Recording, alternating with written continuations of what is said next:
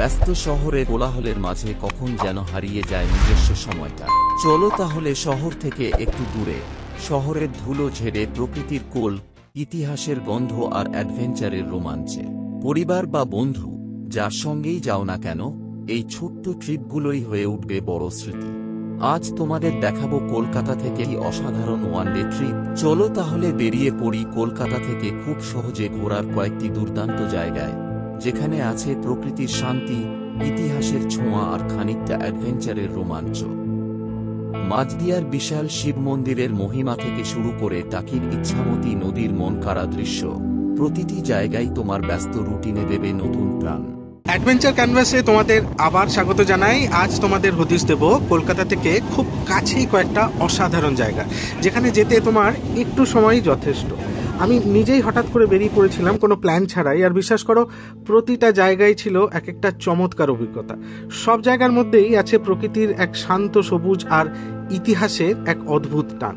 চলো আজ দেখাই সেই সব জায়গা যেখানে প্রকৃতি আর ইতিহাস হাত ধরাধরি করে তোমাকে স্বাগত জানাবে। প্রথমেই শুরু করি কলকাতা থেকে মাত্র 1.5 ঘন্টার দূরত্বে এশিয়ার দ্বিতীয় বৃহত্তম শিব মন্দির দিয়ে। বিশালত্বে যেমন মন ভরে যায়, তেমনি চারপাশে সবুজে ঘেরা প্রকৃতির সৌন্দর্য পুরো জায়গাটাকে করে তোলে আরও মায়াবী। সত্যি বলতে এই জায়গাটার শান্ত পরিবেশ আর প্রাকৃতিক সৌন্দর্য আমাকে একেবারেই মুগ্ধ করে দিয়েছিল। এই জায়গাটার পুরো ডিটেলস, ইতিহাস এবং আমার পুরো ভ্রমণ অভিজ্ঞতা সবটাই পাবেন আমার ইউটিউব চ্যানেলে, চাইলে দেখে নিতে পারেন পুরো ভিডিওটা। নদিয়ার এই মাঝদিয়াতেই দেখতে পাবে এশিয়ার দ্বিতীয় বৃহত্তম শিব মন্দির।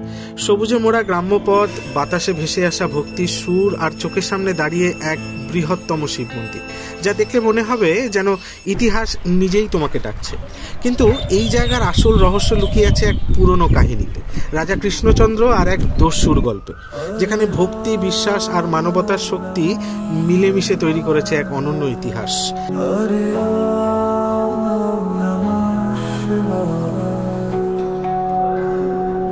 একদিনের এই ট্রিপ শুধু ঘোরার নয়, এটা অনুভব করা। প্রকৃতি, পুরাণ এবং ইতিহাস এক অপূর্ব মেলবন্ধন সৃষ্টি করেছে।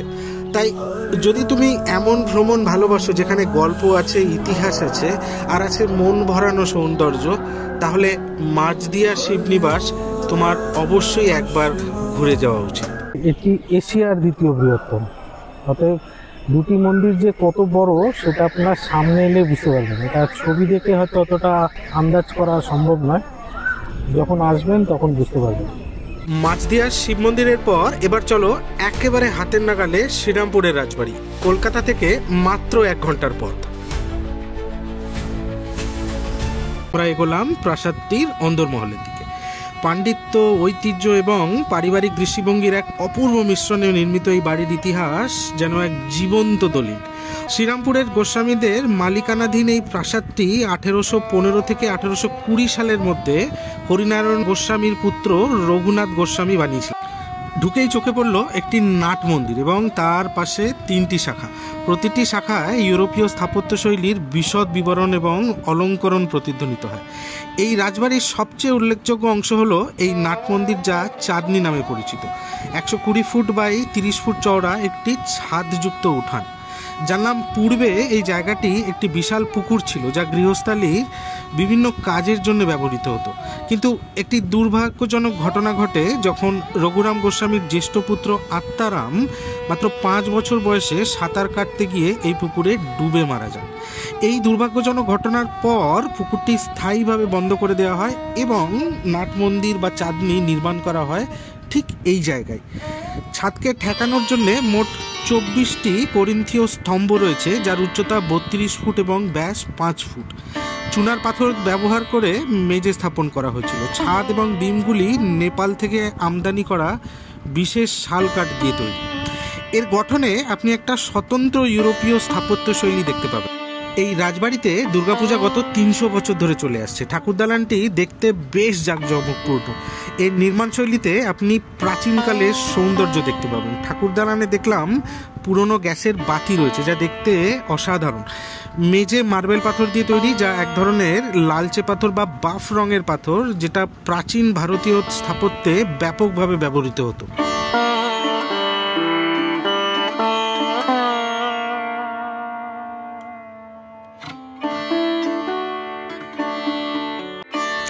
এখানে বাংলা চলচ্চিত্রের বেশ কয়েকটি শুটিংও হয়েছে।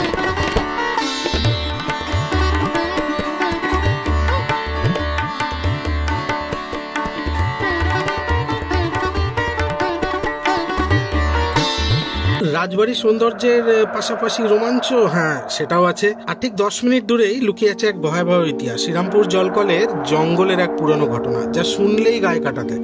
চলো দেখে আসি সেই জায়গাটা। এমন একটি জায়গা যা কলকাতার খুব কাছে, অথচ আমি জোর গলায় বলতে পারি জায়গাটি অনেকেরই অজানা। 18শো শতাব্দীর এক প্রাচীন বিদ্যালয়, যেখান থেকে আজকে শ্রীরামপুর কলেজের সূচনা। লাল ইটের যে কাঠামোটি থেকে এটি শুরু হয়েছিল তা আজ ধ্বংসস্তূপে প্রায় পরিণত হয়েছে। চারপাশে এত ঘন জঙ্গল, গাঢ় সবুজে লুকিয়ে আছে অজস্র বিষধর সাপ। একবার ভিতরে ঢুকলে বাইরে আসার পথটাই যেন কেমন বদলে যায়। এখানে কি হয়েছিল এক্স্যাক্টলি? এখানে পুড়ে মারা গেছিল। একটি দুর্ঘটনার আগুনের লাল শিখার মাঝে দগ্ধ হয়েছিল কিছু স্বপ্ন, কিছু প্রাণ। তাদের শেষ ছায়াগুলো যেন আজও এখানে ঘুরে বেড়ায় এখানকার আকাশে বাতাসে। এরই সাথে একটি খুনের ইতিহাস। ইংরেজদের সময় এখানে বলে নাকি এরা বসে বাচ্চারা খাচ্ছিল, তো সেই সময় আগুন লেগে যায়। তো যখন একা কেউ আসতে বুঝতে পারে, তেঁতুল গাছের গোড়ায় যেতে বারণ করে। না, ভূতের গল্প নয়, এটা ইতিহাস, রক্তমাখা ছাই ঢাকা একটা ইতিহাস। এই বিল্ডিংটা ভুতুরে। তোমরা এখানে কি দেখেছোটা কি, মানে কি বুঝতে পেরেছো যে এখানে কিছু আছে? অনেক, ওই যে বড় পুকুরগুলোর কথা বলছিলাম, ওখানে অনেকে এরকম ডুবে মারা গেছে। এছাড়াও এখানে একটা মার্ডার হয়েছে। হ্যাঁ, তো ওইটা এখনো মাঝে মাঝে দেখা গেছে। ওই মন্দিরে বা এইদিকে যখন বসি তার আগেই আমরা বুঝতে পেরেছি।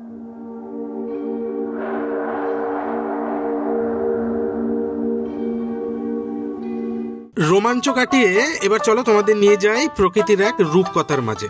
টেলিফিল্ম, ফটোশুট সবকিছুর জন্যই ভাইরাল হয়ে ওঠা এক জায়গা। বারাসাতের খুব কাছেই জায়গাটির নাম বর্তির বিল। কলকাতা থেকে মাত্র 30 কিলোমিটার দূরে, সময় লাগবে প্রায় 1.5 ঘন্টা। অগভীর জলে ভেসে থাকা লাল সাদা শাপলা ফুলের মাঝে নৌকোয় চড়ে যাওয়ার অভিজ্ঞতা যেন একেবারে স্বপ্নের মতো। আর দিনের শেষে সূর্যাস্ত যখন তার সৌন্দর্যের চূড়ায় পৌঁছায়, তখন আকাশের রং আর জলের প্রতিফলন মিলে তৈরি করে এক অপূর্ব মায়াবী মুহূর্ত। এখানে বর্ষা এলে এর পূর্ণ রূপ দেখতে পাবেন, কারণ তখন এই বর্তির বিল পুরো জলে ভরে ওঠে। না, শাপলা ফুল হয় শুধু। চারপাশে শাপলা ফুলের সমারোহ, আর এই অগভীর জলে নৌকোয় ভেসে চলা আর সূর্যাস্তের রঙিন আভা মিলিয়ে তৈরি হয় এক অদ্ভুত দৃশ্যপট। প্রকৃতির এই রূপ যেন একেবারে রূপকথার মতো। বর্তির বিলের সৌন্দর্যের পর এবার চলো কয়েকটা দারুণ জায়গার কথা বলি। কলকাতা থেকে মাত্র 2-2.5 ঘন্টার দূরত্বে জয়নগর মজিলপুর, যেখানে সেই বিখ্যাত জয়নগরের মোয়া তৈরি হয়। এখান থেকে আমরা যেতে পারি 4টে অসাধারণ জায়গায়। যাওয়ার পথেই পড়বে প্রায় 400 বছরের পুরনো ধন্বন্তরী কালীবাড়ি। তারপর পৌঁছে যাব নিমপিট আশ্রমে। দুপুরে সেখানে খেয়ে দিয়ে আবার রওনা দেব আমরা 2টি জায়গার পথে, কৈখালী মাতলা নদীর পার আর একটু দূরে পিয়ালি দ্বীপে। তাহলে চলো শুরু করা যাক। আমরা এখান থেকে যাব ধন্বন্তরী কালী মন্দির। তো ডিস্টেন্স খুব একটা বেশি নয়, 400 বছর পুরনো এই মন্দির। মজিলপুরের ঠাকুরবাড়ির আদিপুরুষ ছিলেন রাজেন্দ্রলাল চক্রবর্তী। জনশ্রুতি আছে স্বপ্নাদিষ্ট হয়ে পদ্মপুকুর জলাশয় থেকে প্রায় 300 বছর পুরনো প্রাচীন একটি বিগ্রহ পান। বিগ্রহটি প্রতিষ্ঠা করেন তারই নির্মিত একটি ছোট্ট কুটিরে। ইনিই হলেন মা ধন্বন্তরী কালী। সেই সময়ই একদিন স্বপ্নে দেখা দেন দেবী ধন্বন্তরী।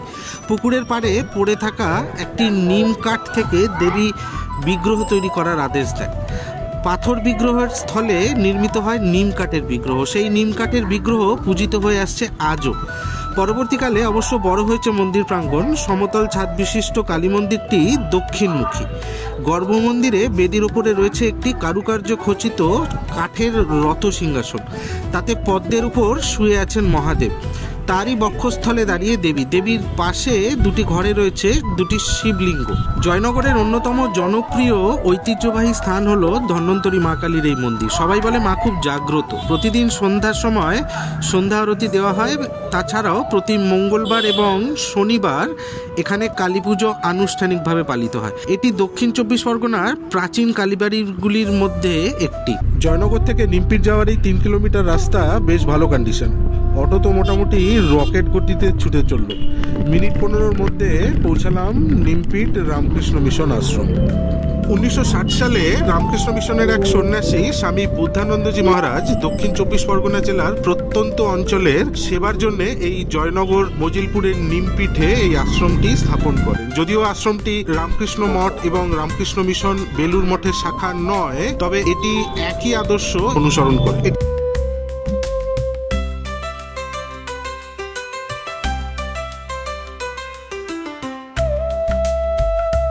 আশ্রমটি খুব সুন্দর করে সাজানো। প্রধান দ্বার থেকে মন্দির পর্যন্ত করিডোরটির দুপাশে পাঁচিলের মতো বড় গাছগুলি অসাধারণ লাগলো দেখতে। সামনের স্থাপনাটি হলো প্রধান মন্দির। ঠিক দুপুর 12:30-এ প্রসাদ বিতরণ শুরু হলো। প্রতিদিন মাত্র 2টি ব্যাচের সময়সূচি, তাই সময় মতো উপস্থিত থাকার পরামর্শ রইল। প্রথমে মহিলাদের অগ্রাধিকার, তারপর যারা কৈখালীর পর্যটক তাদের প্রবেশ করানো হলো, তারপর বাকিরা ধীরে ধীরে ঢুকলেন। প্রার্থনা সেরে আমরা শুরু করলাম প্রসাদ সেবন। আমি প্রথমে ভেবেছিলাম শুধু প্রসাদ বিতরণ, তবে দেখলাম এটি একটি পূর্ণ আকারের মধ্যাহ্ন ভোজন।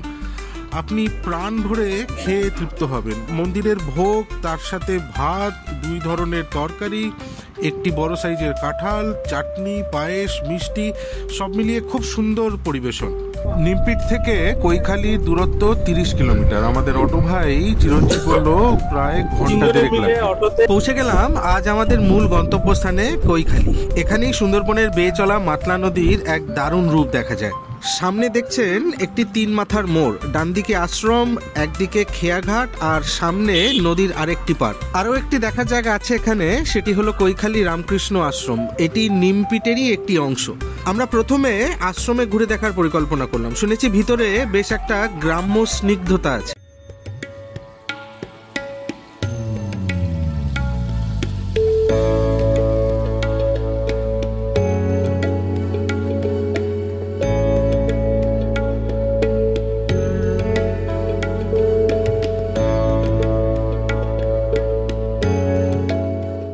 কৈখালী আশ্রমটি দেখার পর আমরা এগোলাম মাতলা নদীর তীরের দিকে।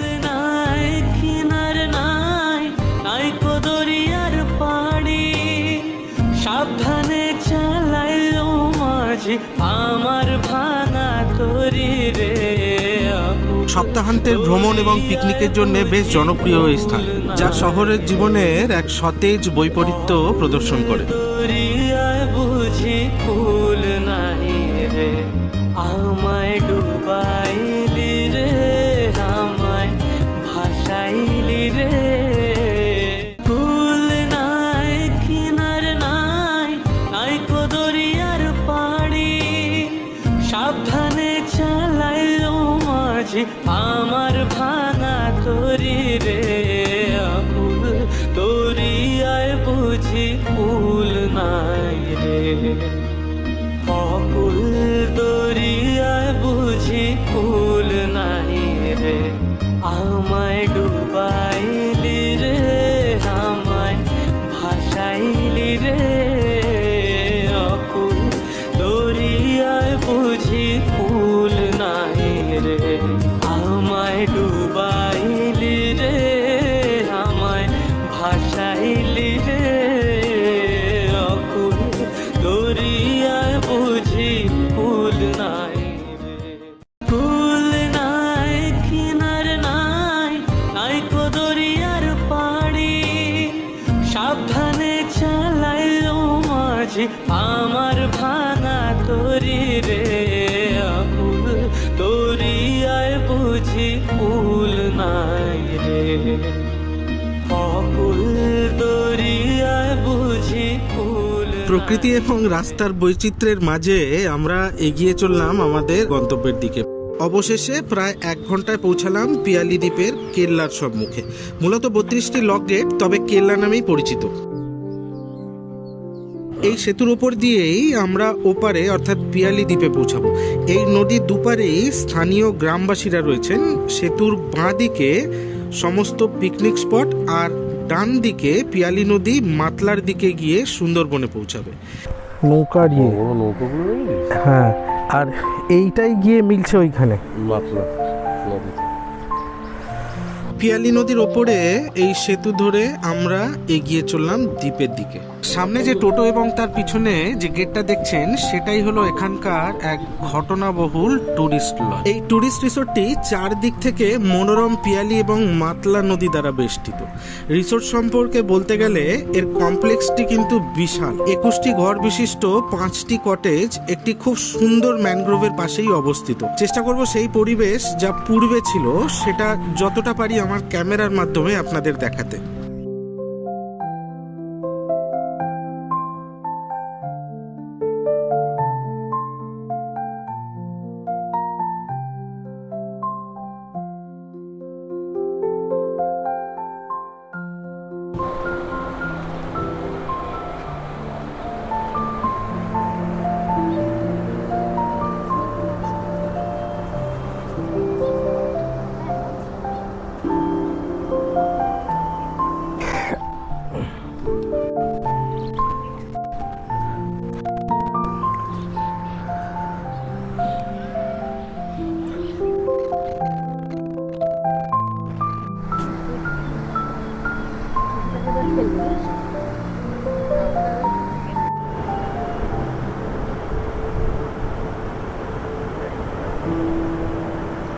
প্রকৃতির রূপ দেখার পর চলুন এবার আপনাদের নিয়ে যাব কলকাতা থেকে মাত্র 1 ঘন্টার দূরত্বে বাংলার শিল্প ইতিহাসের ছোঁয়ায় মোড়া একটি অভিনব জায়গায়। দেখবেন কিভাবে প্রকৃতি আর শিল্প একে অপরকে জড়িয়ে ধরে, কিভাবে এক নদীর ধারে আজও বেঁচে আছেন ভারতবর্ষের এক কিংবদন্তি শিল্পী, বাংলার চিত্রকলার প্রাণ।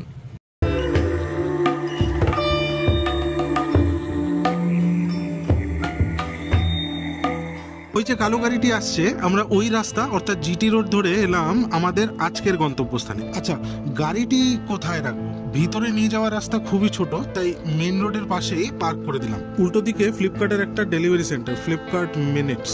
মেন রাস্তার উপরে বাগানবাড়িটির প্রবেশ পথে অবনীন্দ্রনাথ ঠাকুরের একটি স্মৃতিসৌধ রয়েছে। ঠিক এর পাশ দিয়েই মেন রোড থেকে প্রবেশ করার পর সামনেই চোখে পড়বে একটি বড় গেট।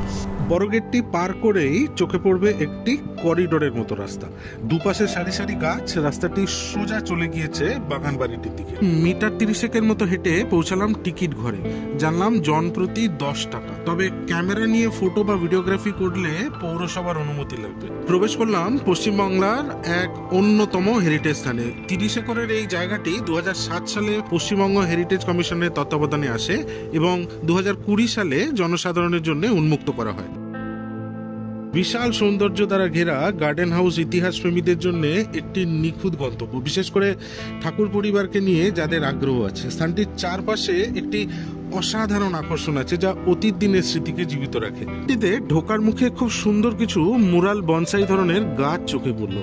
এর ঠিক পাশ দিয়েই প্রবেশ পথ। শুরুতেই একটি চিলড্রেন্স পার্ক দেখলাম, বেশ কিছু পরিবার তাদের বাচ্চাদের নিয়ে খুব উপভোগ করছে। কিছুটা এগিয়েই দেখতে পেলাম বাঁদিকে হুগলি নদী এবং এই রাস্তারই ডান দিকে একটি ছোট্ট ঘরের মধ্যে অবনীন্দ্রনাথ ঠাকুরের আবক্ষ মূর্তি। এই বাড়িতেই তিনি প্রথম ছবি আঁকা শেখেন। সেটি ছিল একটি কুঁড়ে ঘর। ইতিহাসের সময়টা অর্থাৎ তার বাল্যকালের প্রথম চিত্র হাতে করি খুব সুন্দরভাবে বেঁধে রাখা হয়েছে। চলুন এবার এগোনো যাক মূল বাড়িটির দিকে। শুধু একবার ল্যান্ডস্কেপটা দেখুন, ঐতিহ্যপূর্ণ ভাস্কর্যে মোড়া সাদা বাগান বাড়ি এবং তার ঠিক উল্টো দিকে বেয়ে চলা হুগলি নদী। এই বাগান বাড়িটি 19 দশকের শেষের দিকের বাঙালি আবাসিক স্থাপত্যের একটি সুন্দর উদাহরণ, যা ঔপনিবেশিক এবং আদিবাসী উভয় প্রভাবকেই প্রতিফলিত করে। বাড়িটির কাঠামোতে ব্রিটিশ ঔপনিবেশিক বাংলোর বৈশিষ্ট্যগুলি বেশ প্রকটভাবে দেখা যায়। স্থানীয় বাঙালি স্থাপত্যের নান্দনিকতাকে প্রতিফলিত করে। এই বাগানবাড়ির ইতিহাস অনেক দীর্ঘ। মূলত এই জায়গাটি অবনীন্দ্রনাথ ঠাকুরের বাবা গুণেন্দ্রনাথ ঠাকুর কিনেছিলেন এবং 1870 সালে এই বাড়িটি নির্মাণ করেন। অবনীন্দ্রনাথ ঠাকুর তার শৈশবের বেশিরভাগ সময় এখানেই কাটিয়েছিলেন। তার পিতা গুণেন্দ্রনাথ ছিলেন রবীন্দ্রনাথ ঠাকুরের বাবা দ্বারকানাথ ঠাকুরের দ্বিতীয় পুত্র গিরীন্দ্রনাথের পুত্র, অর্থাৎ অবনীন্দ্রনাথ হলেন রবীন্দ্রনাথ ঠাকুরের ভ্রাতুষ্পুত্র। রবীন্দ্রনাথ ঠাকুরের জীবনীতেও এই বাগানবাড়ির উল্লেখ করা আছে। তিনি প্রায়শই তার পরিবারের সাথে এই বাড়িতে আসতেন প্রাকৃতিক পরিবেশ উপভোগ করার জন্য। রবীন্দ্রনাথ ঠাকুরের ভাইপো অবনীন্দ্রনাথ ছোটবেলা থেকেই আঁকায় ডুবেছিলেন, কিন্তু তার যাত্রা শুধু শিল্পীরই নয়, ছিল এক জাতির আত্মপরিচয়ের খোঁজ। যখন পাশ্চাত্য শিল্পধারা ভারতীয় শিল্পকে গ্রাস করছিল, তখন অবনীন্দ্রনাথ খুঁজে পেলেন এক বিরল পথ। তিনি গড়ে তুললেন বেঙ্গল স্কুল অফ আর্ট, যেখানে ভারতীয় ঐতিহ্য, মুঘল মিনিয়েচার, জাপানি ওয়াশ পেন্টিং আর ভক্তিমূলক ভাবধারা মিলেমিশে তৈরি করলো এক নতুন শিল্পবোধ। কলকাতা বিশ্ববিদ্যালয়ের প্রথম চিত্রকলার অধ্যাপক, তারই পাশে এক লেখক, রাজকাহিনী, খেলাঘর, ভূতের গল্প, শিশুদের জন্য লেখা তার সাহিত্যও ছিল বেশ চিত্রময়। বাহ, ক খ গ ঘ, বেশ সুন্দর সাংস্কৃতিক মঞ্চ। 1905 সালে তার আঁকা ভারত মাতা শুধু একটি ছবি নয়, ছিল এক বিপ্লব। প্রথমবার ভারতকে দেখা গিয়েছিল এক দেবীর রূপে, শান্ত, শক্তিশালী, আত্মনির্ভর। এই চিত্রই বদলে দিয়েছিল জনমানস, আরও জাগিয়ে তুলেছিল স্বাধীনতার চেতনা। শিল্পকলার উপর তার বইগুলোর মধ্যে রয়েছে বাংলার ব্রত, ভারত শিল্পী, মূর্তি ও সংবাদ। সবই তার গভীরতা এবং সরলতার ছাপ বহন করে। তার গদ্যের একটি স্বতন্ত্র গুণ রয়েছে, এমনকি সবচেয়ে জটিল বিষয়ও একটি সরল, অদম্য শৈলীতে তার প্রতিভার সারাংশকে প্রকাশ করে। তিনি ভারতে ক্ষয়িষ্ণু শিল্প ও নান্দনিক দৃশ্যের পুনরুত্থানে সহায়তা করেন। জাতীয় স্তরে অবনীন্দ্রনাথ শৈলীর প্রচারের জন্য Indian society of oriental art প্রতিষ্ঠিত হয়েছিল। তার তুলি প্রথম দৃঢ় প্রমাণ দিয়েছিল যে চিত্রকলার জগতে ভারতীয় শিল্পীর নিজস্ব অবদান রয়েছে। এই মোহময় জগৎটা খুব কাছ থেকে দেখার পর এগোলাম নদীর ধারে বাঁধানো ঘাটটির দিকে।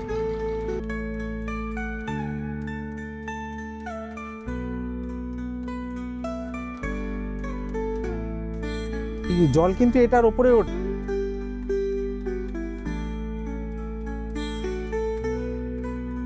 এই বাঁধানো ঘাট দিয়ে বয়ে চলা হুগলি নদীর সৌন্দর্য দেখার মতো।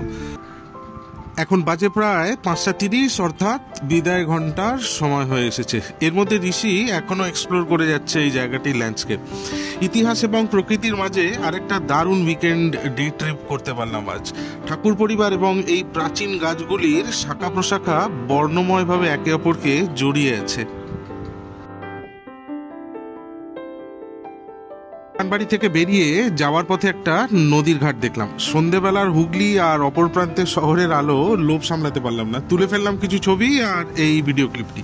এবার আপনাদের নিয়ে যাব কলকাতা থেকে মাত্র 60 কিলোমিটার দূরের এক অপূর্ব জায়গায়, টাকি। ইচ্ছামতির ধারে দাঁড়িয়ে থাকা এই শহরটা শুধু সুন্দরী নয়, ইতিহাস, প্রকৃতি আর রোমাঞ্চ আছে। মিনি সুন্দরবন নামে পরিচিত গোলপাতার বন, শিব মন্দির, রাজবাড়ি, মানে একদিনের একটা সেরা আউটিং প্যাকেজ। কলকাতা থেকে বাসন্তী হাইওয়ে ধরে ঘন্টা দুয়েকের মধ্যে পৌঁছালাম টাকি রাজবাড়ি ঘাট। টাকি মিনি সুন্দরবন বা গোলপাতার জঙ্গল পরিদর্শন করতে স্থানীয় টোটো ভাড়া করাটা অনেক বেশি কার্যকর, কারণ গাড়ি নিয়ে যাওয়াটা অসম্ভব না হলেও বেশ পরিশ্রমের। ভাড়া অটো প্রতি 500 টাকা এবং যাওয়ার পথে বেশ কিছু দর্শনীয় স্থানও দেখে নেওয়া যেতে পারে। গাড়ি পার্ক করে আমরা 2টো অটো ভাড়া করে নিলাম। তো জলের তলায় যাবে, খেয়ে আবার ধারে চলে আসবে।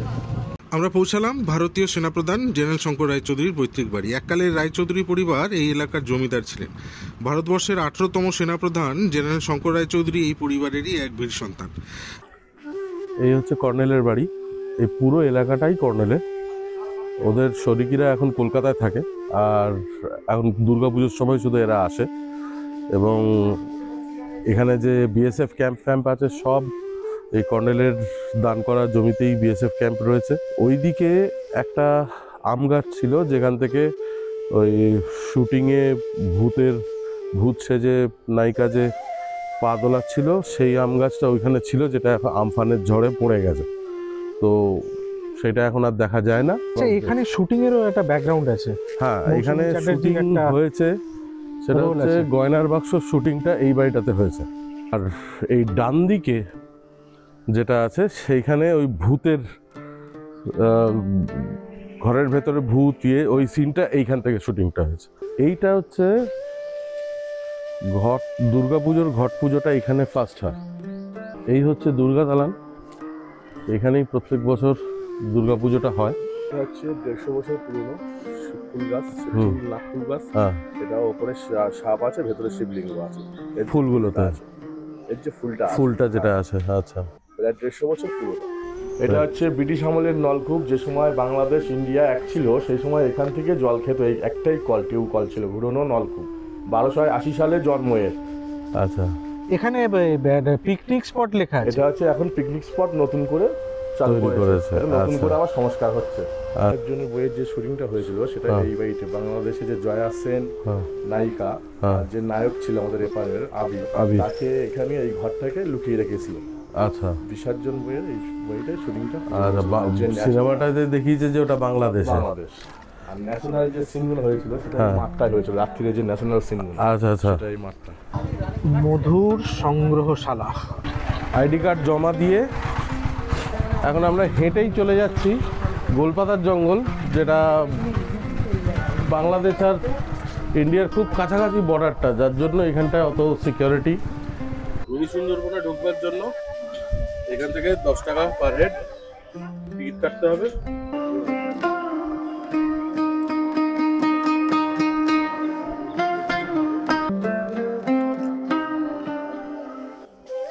মাথায় লাগবে। এই জায়গাটাও খুব সুন্দর, জাস্ট তুমি দেখো কি অবস্থা, দারুণ।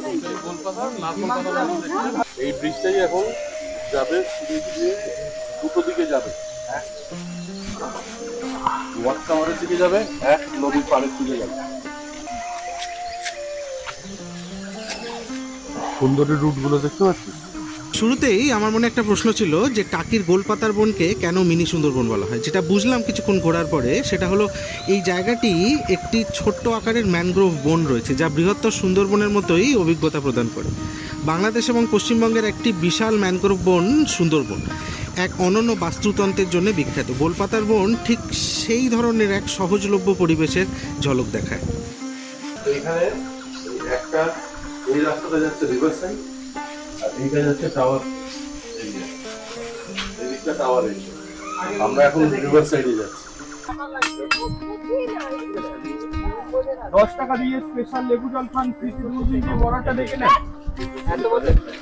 লেবু জল আইসক্রিম 2 দিন টাকা ফ্রি, কিন্তু উপরে বড়টা ক্লিয়ার করা তারা আমি একটা ভিডিও করে আমি ব্যাগ নিয়ে দাঁড়িয়ে থাকবো।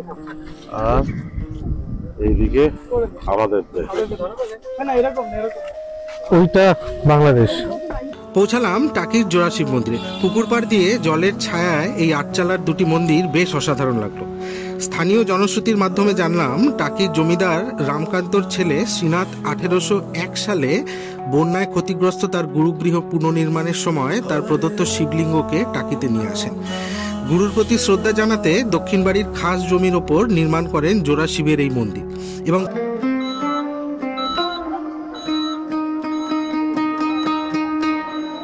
টাকিতে যে জমিদার বাড়িগুলো ছিল তার মধ্যে একমাত্র পূবের বাড়িতে দুর্গাপুজো এখনো হয়। স্থানীয় মানুষের এবং পর্যটকদের কাছে জমিদার বাড়ির পুজো হিসেবে পূবের বাড়ি বেশ আকর্ষণীয়।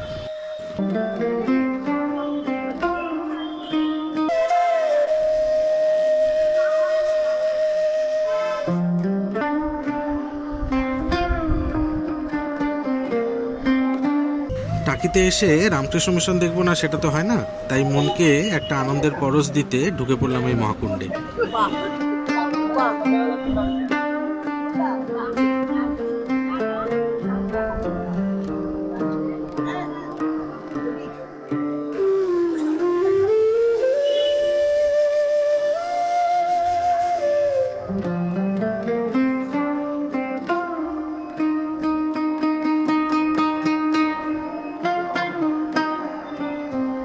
আজকে দেখানো এই সবকটা জায়গায় আমি বিনা প্ল্যান করে বেরিয়ে পড়েছিলাম। কোন জায়গাটা আপনাদের সব থেকে বেশি ভালো লাগলো জানাতে ভুলবেন না। আমার চ্যানেলে এই প্রতিটি জায়গারই ডিটেল ভিডিও পাবেন। আপনাদের পছন্দের জায়গার ভিডিওগুলো অবশ্যই দেখে নেবেন। আর আপনাদের জানা কোনো নতুন জায়গা থাকলে সাজেস্ট করুন, পরের ভ্রমণে সেগুলো আপনাদের সাথে এক্সপ্লোর করে দেখাবো। আজকের মতো এখানেই শেষ করলাম। ভালো থাকবেন, সুস্থ থাকবেন, দেখা হবে আগামী পর্বে।